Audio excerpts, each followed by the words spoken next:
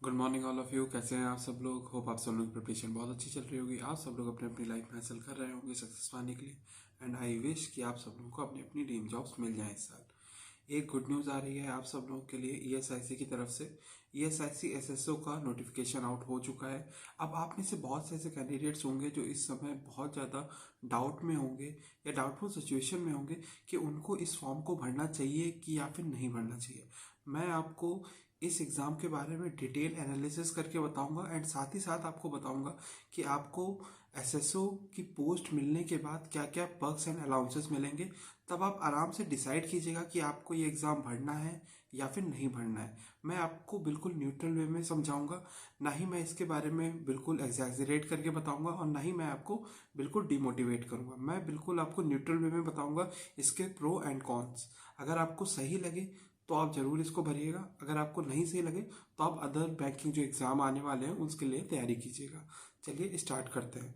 सबसे पहले जो इसका सबसे बड़ा जो कॉन है वो ये है कि इसमें वैकेंसीज बहुत कम निकली है। इस बार ऑल ओवर 93 वैकेंसीज निकली हैं। वो बहुत ज़्यादा कम वैकेंसीज मानी जाती हैं अगर हम किसी भी ऑर्गेनाइजेशन को देखते हैं। तो ये सबसे बड़ा प्रॉब्लम है इसमें। इसके अलावा जो इसका एग्जामिनेशन पैटर्न है वो बिल्कुल बैंकिंग पैटर्न की तरह ही है। आप में से बहुत से ऐसे कैंडिडेट्स होंगे जो बैंकिंग के एग्ज़ाम्स दे चुके होंगे, तो उनको बिल्कुल सिमिलर पैटर्न ही मिलेगा इस एग्ज़ाम में भी। इसमें फेज़ 1 जो है वो प्री लेवल का होगा। इसमें जो आपका 100 मार्क्स का पेपर होगा और इसमें कट ऑफ जो गई थी 2018-19 में वो 70 मार्क्स के अप्रॉक्स गई थी। इसके अलावा फिर आपका फेज़ 2 होगा, वो बिल्कुल आपका बैंकिंग पैटर्न में है वो भी, और वो 200 मार्क्स का है और जिसका जो कट ऑफ गया था वो 150 मार्क्स गया था। अब 150 जाने का भी एक बहुत बड़ा मेजर रीज़न है जिसको मैं आपको बाद में बताऊंगा। इसके अलावा हमारा फेज़ 3 होगा, वो होगा कंप्यूटर स्किल टेस्ट। ये भी एक क्वालिफाइंग नेचर का होता है जिसमें सबसे पहले आपको पीपीटी प्रेजेंटेशन बनानी आनी चाहिए। इसके अलावा आपका टेस्ट किया जाएगा कि आपको एक्सेल का नॉलेज है या नहीं है विद फार्मूलाज। आपको एक्सेल सीट्स बनानी है चाहिए विद हेल्प ऑफ फार्मूलाज। इसके अलावा आपको नोटिंग एंड ड्राफ्टिंग करनी आनी चाहिए एमएस वर्ड में। अब जब ये वाला आपका पेपर हो जाएगा, इसी के साथ ही आपका फेज 3 में एक डिस्क्रिप्टिव का पेपर होगा जो कि बिल्कुल आईबीपीएस पीओ और एसबीआई पीओ की तरह ही होगा, जिसमें लेटर राइटिंग आएगी और साथ ही साथ आपकी डिस्क्रिप्टिव राइटिंग आएगी। अब आपको बिल्कुल उसी की तरह ही करना है जैसे आपने आईबीपीएस के लिए और साथ ही साथ एसबीआई के लिए आपने प्रिपरेशन किया था डिस्क्रिप्टिव राइटिंग की। अब मैं आपको लेवल ऑफ एग्ज़ाम बता देता हूँ। जो लास्ट टाइम जो इसका एग्ज़ाम हुआ था वो आरआरबी क्लर्क के लेवल का था, और इस बार आप मान के चल सकते हैं इसका जो एग्ज़ाम का लेवल होगा वो आरआरबी क्लर्क से थोड़ा सा ऊपर रहेगा और आरआरबी पीओ से थोड़ा सा कम रहेगा। तो इस लेवल पे आपको तैयारी करके चलनी है। अब मैं इसमें आ जाता हूँ एलिजिबिलिटी क्राइटेरिया के ऊपर। जो एलिजिबिलिटी क्राइटेरिया है इसमें ग्रेजुएशन मांगी गई है, बट नोटिफिकेशन में साफ साफ लिखा हुआ है कि जो प्रेफरेंस है वो कॉमर्स और साथ ही साथ लॉ ग्रेजुएट्स को दिया जाएगा। बट इसका मतलब ये नहीं है कि आप फॉर्म नहीं भर सकते हो। आप आराम से कोई भी फॉर्म इसमें कोई भी लोग आप फॉर्म भर सकते हैं। साथ ही साथ इसमें एक्सपीरियंस भी मांगा गया है, बट वो जो एक्सपीरियंस है वो डिज़ायरेबल है। 3 इयर्स का एक्सपीरियंस मांगा गया है किसी भी गवर्नमेंट इंस्टीट्यूशन में। बट बहुत ही कम ऐसे कैंडिडेट्स होंगे जिनके पास 3 इयर्स का गवर्नमेंट इंस्टीट्यूशंस में एक्सपीरियंस होगा और वो इस फॉर्म को भरेंगे। बहुत ही कम ऐसे कैंडिडेट होते हैं, तो आपको उससे भी टेंशन लेने की ज़रूरत नहीं है। इसके अलावा हम थोड़ा जॉब प्रोफाइल की तरफ देख लेते हैं।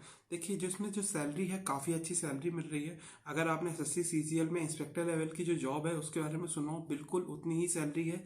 पे लेवल 7 में आपको सैलरी मिल रही है, जिसकी आपकी बेसिक स्ट्रक्चर जो सैलरी होती है वो 44,900 रुपीज़ होती है। ये आपका बेसिक सैलरी है। तो जो ग्रॉस सैलरी होगी वो आपकी 70 to 80,000 के बीच में बनेगी, डिपेंडिंग अपॉन द कौन से टीयर में आप सिटी में आप पोस्टिंग है आपकी।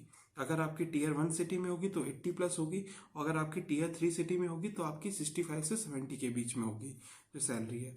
इसमें जो ऑफिस वर्क है वो बहुत ज़्यादा कम है। आपका वर्क लाइफ बैलेंस बहुत अच्छे से मेंटेन हो सकता है, क्योंकि इसमें आपको सिर्फ 5 दिन ही वर्क करना है, 2 दिन आपकी छुट्टी रहती है। एंड जो टाइमिंग है वो सिर्फ सुबह 10 बजे से शाम के 5 बजे तक है। ज़्यादा से ज़्यादा आप 6 बजे तक वर्क करोगे in case of emergency, but आपका नॉर्मल वर्क रहता है। आपको बिल्कुल भी वर्कलोड ज़्यादा लेने की ज़रूरत नहीं है एज़ कम्पेयर टू जो अगर बैंक पीओ में अगर आप लगते हो, अगर आपका आईबीपीएस पीओ में हो या फिर आप एसबीआई पीओ हो, तो आप में आपको भी पता होगा कि इस समय क्या चल रहा है कि आप 10 बजे जाते जरूर हो, बट आने का कोई टाइमिंग फिक्स नहीं होता है। कभी 7 भी बज जाते हैं, कभी 8 बज जाते हैं, और रेटिंग के समय पे कभी कभी 10-10, 11-11 भी बज जाते हैं। बट इसमें ऐसा बिल्कुल नहीं है। आपको अपना वर्क लाइफ बैलेंस करने को मिलेगा। इसमें जो जॉब की जो प्रोफाइल है वो मैं आपको बता देता हूँ। ये एक मैनेजर लेवल की जॉब है। तो आपको एज एन मैनेजर रहना पड़ेगा। डिपेंडिंग करता है कि आप इसमें, अगर आप ऑफिस में रहेंगे तो आप मैनेजर ग्रेड 2 रहेंगे, अगर आप फील्ड वर्क में रहते हैं तो फिर आप ESIC SSO की पोस्ट पे रहेंगे। ये आपके जो पोस्ट है दोनों सेम है, बस डिपेंड करता है कि आपको कौन सी प्रोफाइल मिली हुई है ESIC में।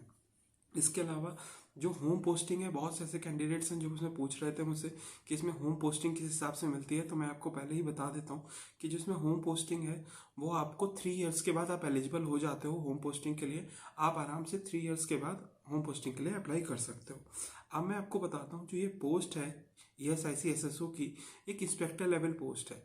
आफ्टर 4 to 5 ईयर्स आपका पहला प्रमोशन होता है एंड आप असिस्टेंट डायरेक्टर की पोजीशन पे पहुंचते हैं, और उसके 5 ईयर्स के बाद आपका जो नेक्स्ट प्रमोशन होगा वो आपका होगा डिप्टी डायरेक्टर की पोस्ट पे।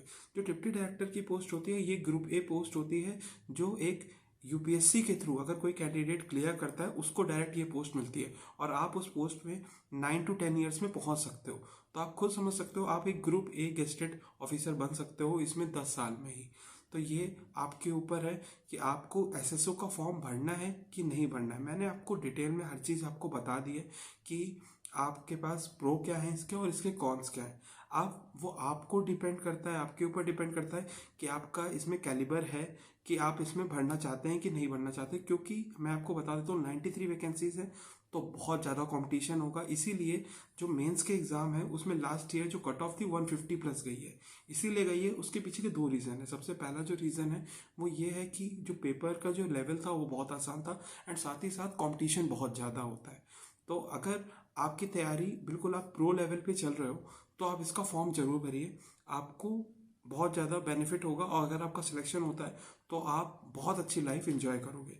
बट अगर आप अभी स्ट्रगल कर रहे हो क्लर्क के एग्ज़ाम के लिए और PO के एग्ज़ाम के लिए, तो मैं आपको नहीं सजेस्ट करूंगा इस एग्ज़ाम के लिए, क्योंकि इसमें वैकेंसीज बहुत कम है।